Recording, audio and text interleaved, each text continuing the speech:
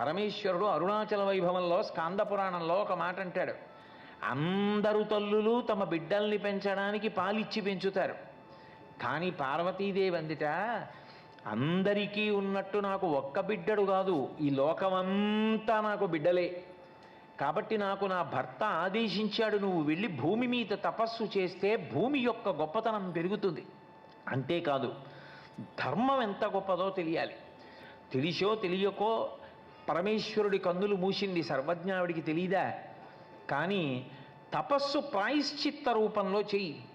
ఆ తపస్సు యొక్క గొప్పతనం ధర్మం తప్పితే విధించుకోవలసిన ప్రాయశ్చిత్త కర్మ తెలిస్తే మనుష్యులు ధర్మం తప్పకుండా ఉంటారు.